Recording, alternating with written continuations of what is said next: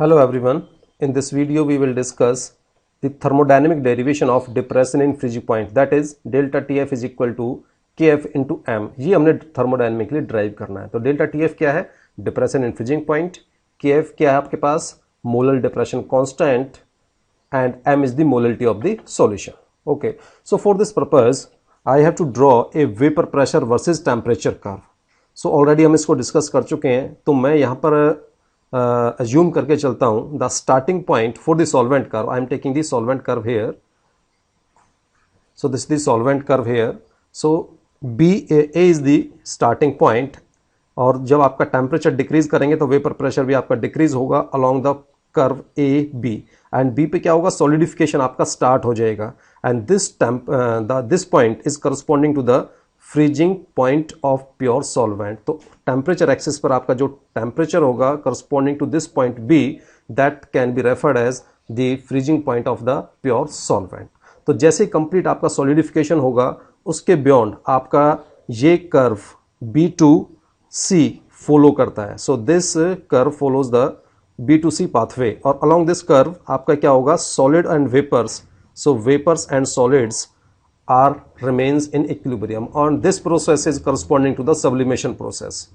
So curve along curve A to B आपका liquid और vapour आपके क्या होंगे? इक्विलिब्रियम में एग्जिस्ट करेंगे. Now I am going to explain the curve for the solution. So solution के लिए मुझे एक्सप्लेन करना है. तो solution के लिए आपका this is the solution curve. तो with decrease in the temperature what is happening? Vapor pressure also decreases. और एक पॉइंट आपका ऐसा आएगा, तो मैं स्टार्टिंग पॉइंट यहाँ से लेके चलता हूँ D is the starting point here, और आपका ये E point, this is the point E here. तो E आपका क्या है? Freezing point of the solution. तो यहाँ पे आपका क्या होगा? सॉलिड आपका अपीयर हो जाएगा, and this corresponding temperature TF, this is known as freezing point of the solution. तो कंप्लीट सॉलिडिफिकेशन के बाद आपका ये कौन सा पाथवे फॉलो करेगा? E2C वाला पाथवे फॉलो करेगा. It means with small decrease in the temperature the vapour pressure decreases very sharply. तो इसके लिए मैं यहाँ पर पॉइंट कुछ एक मेंशन कर देता हूँ. Vapour pressure corresponding to the points. तो पॉइंट बी के करस्पॉन्डिंग जो वेपर प्रेशर मैं लेके चलता हूँ, सो दिस इज P0 हेयर, और यहाँ पर सॉल्यूशन कर्व ये इस पॉइंट के करस्पॉन्डिंग, इसको मैं ले लेता हूँ F, and the vapour pressure corresponding to the point F is PS here, vapour pressure of the solution. And point E के करस्पॉन्डिंग जो वेपर प्रेशर है सॉल्यूशन का, and this is suppose it is P. So thermodynamically मुझे इसको derive करना है, that is delta TF is equal to KF into M. तो इसके लिए मुझे क्या करना पड़ेगा? क्लॉसियस-क्लैपेरॉन इक्वेशन अप्लाई करना पड़ेगा. So I have to apply Clausius Clapeyron equation to the curve sublimation curve BC. ठीक है जी. So apply, you have to apply Clausius Clapeyron equation to curve BC, and BC के अलोंग क्या होता है? Solid and vapour remains in equilibrium, and this process is known as sublimation, and the enthalpy change during this process is known as enthalpy of sublimation. So this can be represented as delta HS. तो आपने Clausius-Clapeyron equation apply करना है curve BC पे. So what is Clausius Clapeyron equation? So natural log of P2 upon P1 is equal to delta H of sublimation, because जो हमने curve लिया BC उसके corresponding आपका सॉलिड और वेपर आपका क्या होता है? इक्विलिब्रियम में एग्जिस्ट करता है. That's why I have to take this delta HS, enthalpy of sublimation, and divided by R 1 upon T1 minus 1 upon T2, and suppose this is expression number 1. तो अब मुझे इस कर्व को यूज करते हुए वेपर प्रेशर वर्सेस टेम्परेचर, इसमें BC curve को लेके चलना है, और उसमें वैल्यू मुझे फाइंड आउट करनी P1 P2 का और T1 T2 का.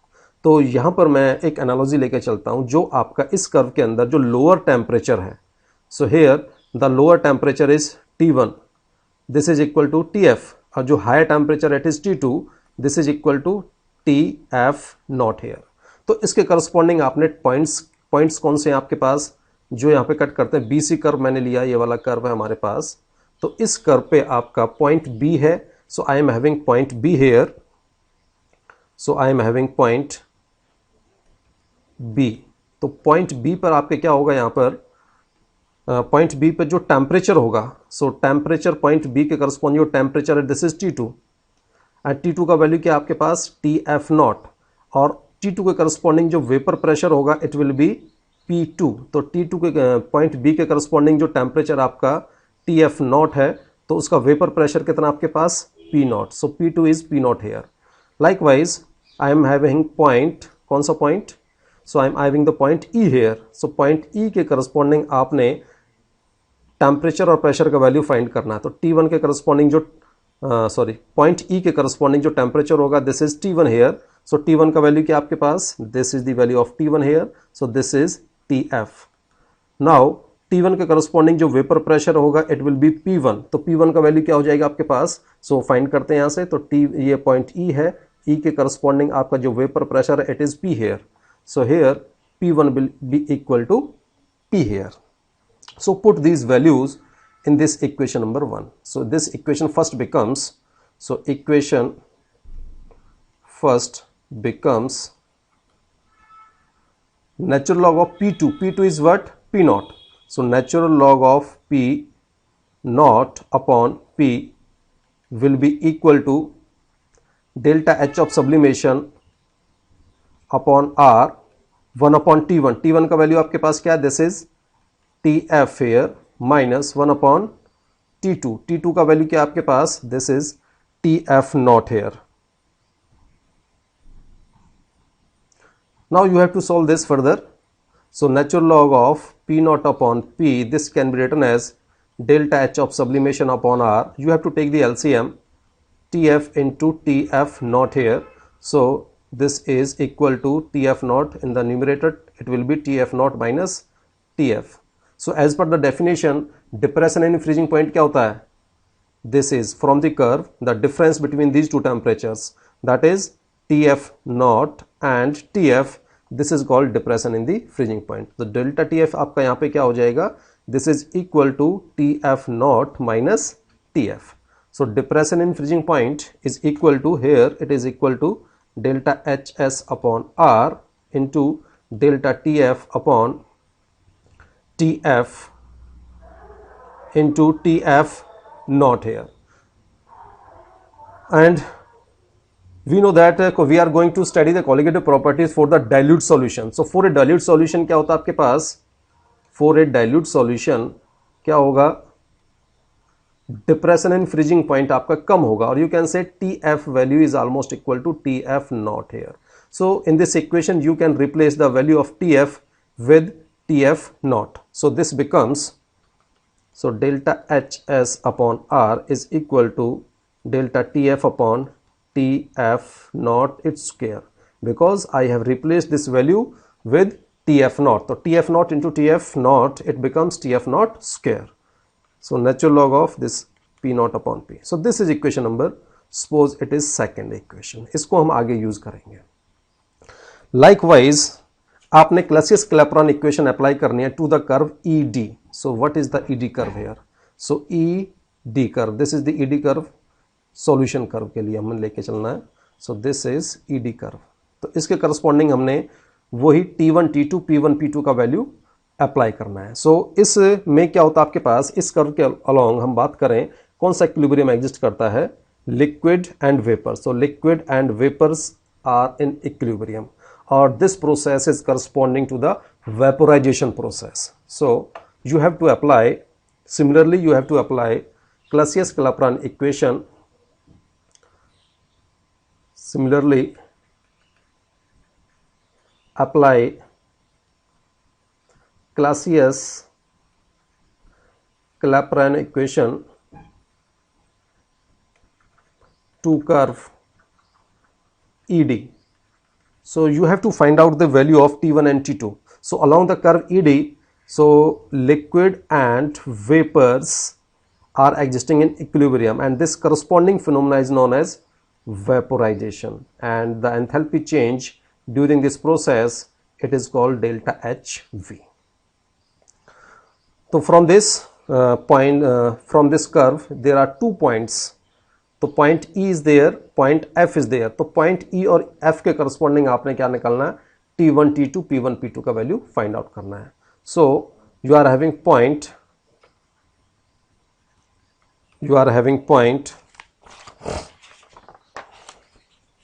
E and you are having point F. तो टेम्परेचर E के करस्पॉन्डिंग, तो यहां से हम बात करें, so what is the point E के करस्पॉन्डिंग जो टेम्परेचर है, this is T1 equal to TF naught. So this is equal to TF is equal to T1 और T1 के करस्पॉन्डिंग जो वेपर प्रेशर होगा वो P1 होगा. सो corresponding vapour pressure point E का जो टेम्परेचर है वो T1 हो गया, इसके करस्पॉन्डिंग जो वेपर प्रेशर होगा it will be P. So we have assumed this as P. Likewise F के पॉइंट F के करस्पॉन्डिंग जो वेपर टेम्परेचर होगा it will be T2. So point F is here and the corresponding temperature is TF naught और जो corresponding vapour pressure होगा it will be P2 and its value is equal to PS. So T2 is equal to TF naught and P2 value is equal to vapor pressure of the solution, this is PS. So you have to apply these values to the Clausius-Clapeyron equation. So put these values in equation natural log of P2 upon P1 Clausius-Clapeyron equation. Delta H of sublimation की बजाय यहां पे आएगा vaporisation, because we are taking the curve ED curve हम यहां पे ले रहे हैं. तो ED कर्व में क्या आपका प्रोसेस वेपोराइजेशन के करस्पॉन्डिंग है. That's why the enthalpy change will be enthalpy of vaporisation divided by R 1 upon T1 minus 1 upon T2. So you have to put all these values in this equation. So this equation becomes natural log of P2. P2 is what? PS upon P1. P1 is what? This is P here. So this is P here. This is equal to delta H of vaporization upon R 1 upon T1. T1 is TF minus 1 upon T2 TF naught. Similarly, as per the previous pattern, तो आपने क्या करना है, इसको solve करना है. Delta H of upon R, you have to take the LCM. TF naught here, so this becomes TF naught minus TF. This difference is called depression in the freezing point. Delta HV upon R, this can be written as this factor can be written as delta TF. So this can be written as delta TF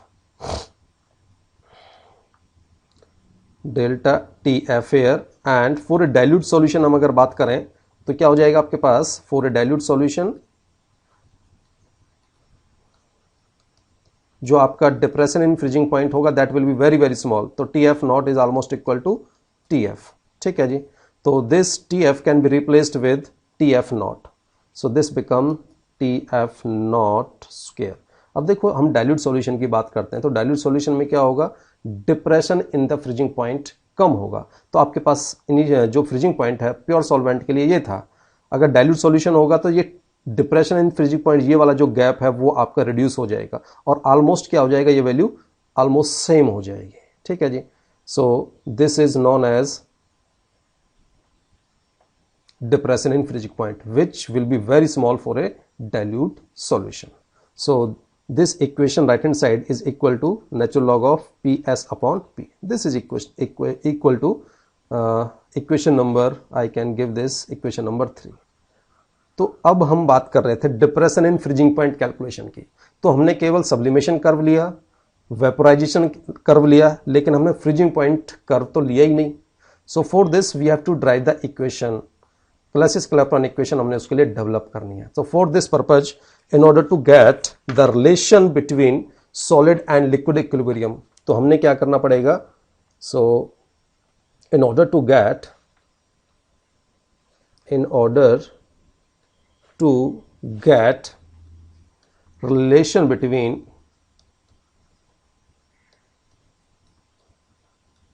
किस किस के बीच में, solid equilibrium with liquid, and corresponding phenomena is known as fusion process, and the enthalpy of enthalpy corresponding to this process is represented as delta HF. तो ये curve का relation हमने develop करना है. So for this purpose you have to subtract equation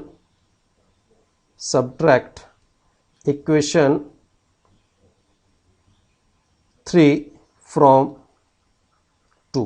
तो equation 3 को subtract करना आपने इक्वेशन 2 से. तो अब आपका देखो 2 का left hand side, this is the left hand side of this. तो लेफ्ट हैंड साइड में क्या करूंगा, लेफ्ट हैंड साइड से माइनस करूंगा. So this is the left hand side of equation number 3. तो आपने क्या करना है, लेफ्ट हैंड साइड से माइनस करनी है और राइट हैंड साइड से. So I will get natural log of P naught upon P minus natural log of PS upon P, which will be equal to delta HF into delta H of sublimation. So second equation में delta HS delta TF upon R T naught, so TF naught square minus ये वाला equation, ये वाला factor right hand side, this you have to minus, this is equal to delta H of vaporization upon R delta TF upon TF naught square. तो मैंने क्या किया, left hand side को left hand side से minus किया और right hand side को right hand side से माइनस किया. So I have to rearrange this. तो यहाँ पे देखा जाए, so natural log of x upon y, I have to expand this one and similarly I have to expand this one. So what will I get here? So natural log of P naught minus natural log of P minus x upon y. Natural log of PS minus into minus क्या हो जाएगा, plus here. So natural log of P. So what is cancelled here? Natural log of P. So cancel जो होता है आपका वो cancel कर देते हैं. So this is cancelled with this one. So this must be equal to, and what is common here? तो common जो factor है वो हम यहाँ पे finding कर लेते हैं. So what is common here? So this factor is common to all. So this factor is common to all. तो हमने दोनों ये क्या लेने, common लेने. So what is common? Delta TF upon R into TF naught square. This is common. और आपका ये क्या बचा? This minus this. So this will be left behind. So this can be written as delta HS minus delta H of vaporization. Okay, so this can be written as natural log of P naught upon PS, which will be equal to enthalpy delta HS minus delta H of vaporization bracketed delta TF upon R into TF naught square. This is equation number, suppose it is number 4 equation. इसको हम आगे further modify करेंगे. तो अगर हम देखा जाए तो यहाँ पर क्या है, अगर हम बात करें कोई सॉलिड आपके पास है, if you are having a solid, अगर आप उसको हीट करें, so it will be converted into liquid and corresponding enthalpy change is known as delta H of fusion. Further liquid को आप हीट करेंगे, so what will happen, it will be converted into vapors. तो corresponding जो enthalpy change होगा delta HV होगा. The reverse process is also true. Okay, so आपके पास क्या हो जाएगा, अगर solid liquid equilibrium है तो corresponding enthalpy change is delta HF. Liquid vapor equilibrium है, so corresponding enthalpy change is delta HV. If there is direct conversion of solid into liquid here, so sublimation process होता है, sublimation, and this process is known as sublimation, and the corresponding enthalpy change is known as delta HS. So according to Hess's law क्या कहता है आपके पास, enthalpy change in the direct step must be equal to the enthalpy sum of the enthalpies in the multiple steps. तो direct step कौन सा sublimation का, solid to vapor conversion. This is the direct step. तो हैसेस law के according क्या हो जाएगा, delta H S जो मल्टीपल स्टेप में जो एंथैल्पी चेंज हो रही है, so this is delta H F here, this is delta H of vaporization. तो लिक्विड को आप मल्टीपल स्टेप का मतलब क्या है, सॉलिड से पहले लिक्विड में कन्वर्जन किया, लिक्विड से फिर हमने उसको किया वेपर में कन्वर्जन. तो आपके 2 स्टेप में एंथैल्पी चेंज है, तो this will be equal to delta H F plus delta H of vaporization, or law of conservation of energy will be there. So delta HS minus delta H of vaporization, तो मैंने इसको left hand side shift किया, becomes equal to delta HF, the enthalpy change of fusion process. So you have to put this value in this equation number 4. तो ये वाला जो factor है, this factor can be replaced with, किसके साथ replace किया जा सकता है? डेल्टा HF के साथ रिप्लेस किया जा सकता है. So put this value in equation 4. So this becomes natural log of P naught upon PS must be equal to, ये किसके इक्वल हो जाएगा? Delta H of fusion. तो जो आपका ये वाला फैक्टर था, so this factor has been replaced by delta H of fusion.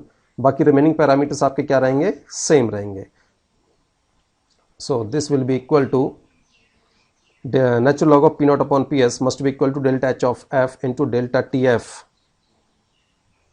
Upon R TF not square. This is equation number 5 suppose. अब आपने क्या करना है?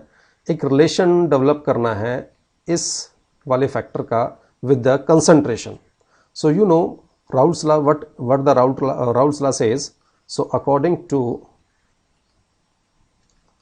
Raoul's law, so Raoult's law क्या कहता है आपके पास? P nought minus PS upon P nought must be equal to X2. So divide this separately. So this become 1 minus PS upon P nought will be equal to X2.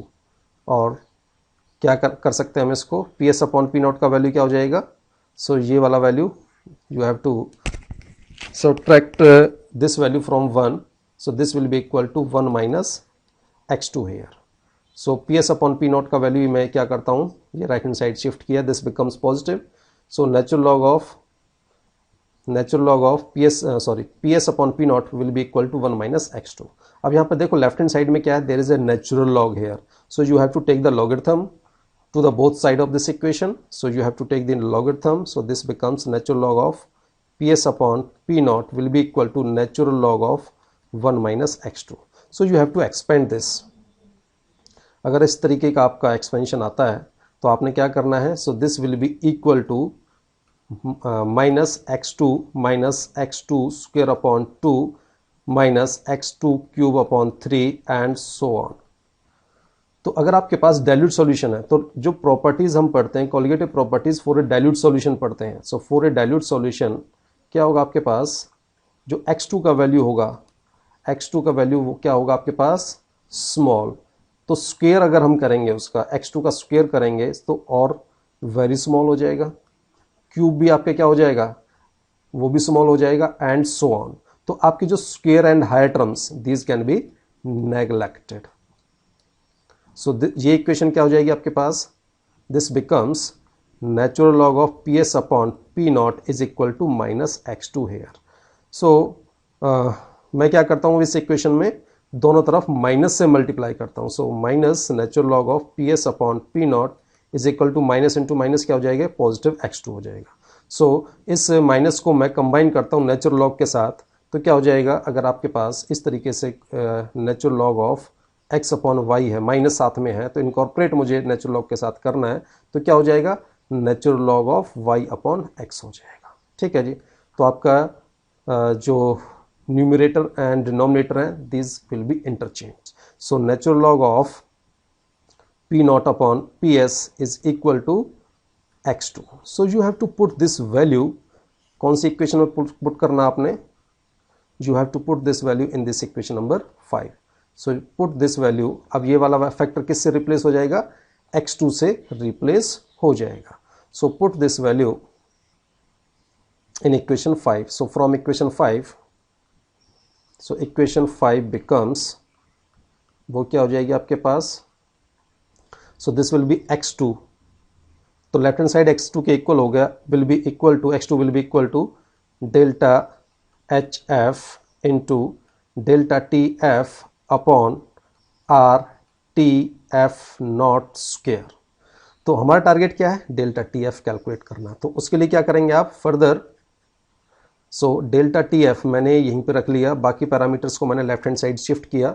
So this become delta T F will be equal to x2 cross multiply करो बस, R T F nought square upon delta H F. ठीक है जी.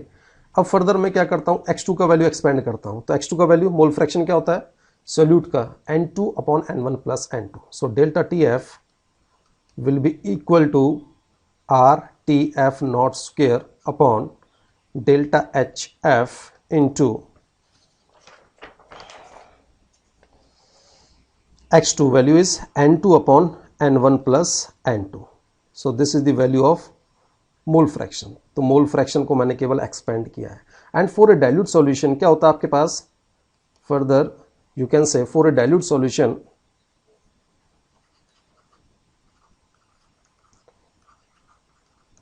N2 का value much less होगा N1 से, और you can write N1 plus N2 almost equal to N1. You can neglect N2 in the denominator. So this equation becomes, now this equation becomes, so delta TF is equal to R TF naught its square upon delta HF into N2 upon N1.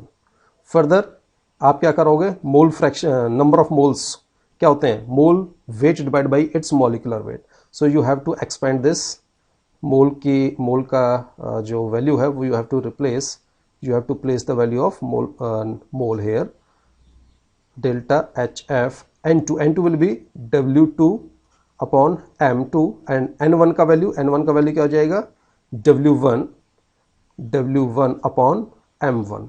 ठीक है जी. So I can combine this value, M1 को मैं क्या कर सकता हूं, delta H upon M1 लिख सकता हूं. सो और क्या करेंगे आप, now this delta TF will be equal to R TF not square upon delta HF upon M1. ठीक है जी, मल्टीप्लाइड बाई W2 अपॉन, बाकी पैरामीटर आपका M2 W1 ये सेम रहेगा. So M2 into W1. अब देखो हमारा टारगेट था, क्या टारगेट था हमारा, मोलैलिटी कैलकुलेट करना. सो व्हाट इज दिस मोलैलिटी, तो मोलैलिटी का फॉर्मूला क्या होता है. ठीक है जी, तो मोलैलिटी के फॉर्मूले पे हम आते हैं. So you have to drive the formula of molality. तो मोलैलिटी के फॉर्मूला के लिए मुझे क्या करना पड़ेगा, 1000 से मल्टीप्लाई करूंगा और 1000 से ही इस फैक्टर से मैंने क्या किया, डिवाइड किया. So this factor becomes molality. तो ये क्या बन जाता है आपके पास, मोलैलिटी हो जाता है. और इसमें हम अगर बात करें this value delta H F upon M, तो this can be written as LF and this is called latent heat of fusion. This is known as latent heat of fusion per gram of solvent, पर ग्राम solvent. So अगर आप delta HF को molecular weight of the solvent से डिवाइड कर देते हैं तो this becomes latent heat of fusion per gram of solvent. So this further can be written as, further this becomes delta TF is equal to R TF not square upon LF into molality को मैं, इस वाले factor को मैं molality M से replace कर देता हूं. So this will be M divided by 1000. देखा जाए तो R here, R is constant, TF not square constant, LF is constant and 1000 is constant. तो ये जो होल टर्म है this can be treated as a constant. So this is a constant which can be written as delta TF is equal to KF into M. So what is this KF? KF is called molar depression constant. Molar depression constant. So this is the required expression. So this is the required expression, required derivation. तो इसके लिए start करना आपने, मैं थोड़ा brief कर देता हूं. तो you have to start from the vapor pressure versus temperature curve. So you have to take the curve, sublimation curve from the solvent. तो वहां से आपने क्लैसियस-क्लैपेरॉन इक्वेशन आपने अप्लाई करना है और वहां पर आपने T1 T2 P1 P2 का वैल्यू कैलकुलेट करना है. लाइकवाइज सॉल्यूशन कर्व के लिए आपने वेपोराइजेशन कर्व लेना है। तो उसके लिए क्या करेंगे आप, लिक्विड वेपर इक्विलिब्रियम लेंगे किसका, सॉल्यूशन कर्व से। तो उस सॉल्यूशन कर्व में आपने T1 T2 P1 P2 calculate करना है। उसके बाद आपने जो ये डाटा आएगा हमें, you have to apply that to the Clausius Clapeyron equation. In order to get liquid and solid equilibrium relation, तो आपने क्या करना पड़ेगा, सब्ट्रैक्ट करना पड़ेगा जो अर्ली पहले वाली इक्वेशन है उसमें से सेकंड वन को, ठीक है जी। तो आपका जो रिलेशन डेवलप होगा that will be corresponding to the fusion process. उसके बाद आपका मैथमेटिकल डेरिवेशन सारा है। So thank you very much for listening me so carefully. Thank you very much.